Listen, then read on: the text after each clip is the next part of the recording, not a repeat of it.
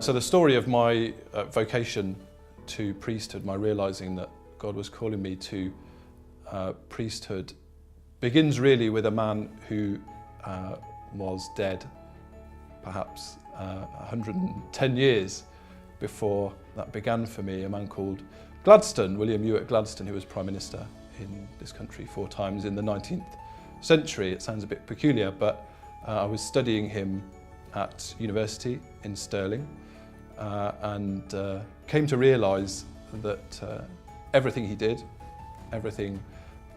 all his policies, all his ideas, all his actions really were rooted strongly in his faith. And that was a really important part of who he was and why he did the things that he did. So in studying Gladstone, I was moved, I suppose, really to start going to church again. I hadn't been to church since I was a young kiddie, and so I was moved, inspired to go to church, and happened to find myself sitting next to, at 8 o'clock on a Sunday morning, my lecturer, the tutor who was teaching us Gladstone studies, who was a great support and a great help as I began to find faith and find my feet in the church, I suppose. The idea of ordination really didn't occur to me at all until the tutor who I was working with on these on Gladstone studies, studying Gladstone, asked me if I was going to follow in my father's footsteps. My father's also a priest in the diocese. And once that seed was planted, it wouldn't go away. There wasn't a great thunderbolt moment, but he played an enormous part, along with Gladstone, in helping me to realise what my vocation was, what God was calling me to. And I think it's a wonderful story of how God works through people to inspire us and move us and help us to understand what our role is in the world and also in the church.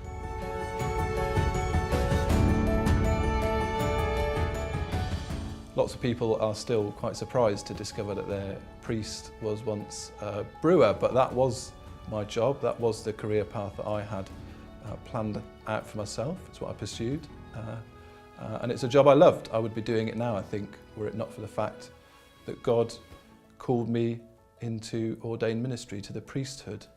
The point is, I suppose, that God calls all sorts of people from all sorts of backgrounds, and it doesn't matter where you are, or what you're doing. If you feel that God's calling you to ordination, it's something that you really need to pursue and respond to. Perhaps more surprising than the fact that I was a brewer is the fact that I wasn't baptised until I was 27. My parents weren't people of faith when we were born, and so they didn't have us baptised at the time. So I came back from university then and began worshipping at my father's church, where he's the rector.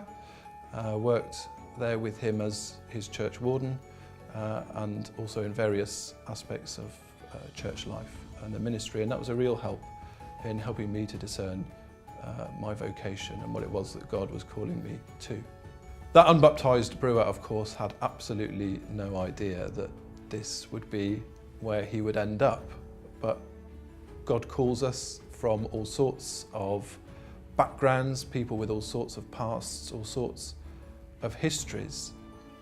If you feel like you've got a vocation to priesthood, I would say don't be afraid to talk to someone. Don't be afraid to talk to your priest. Don't be afraid to talk to a friend in church.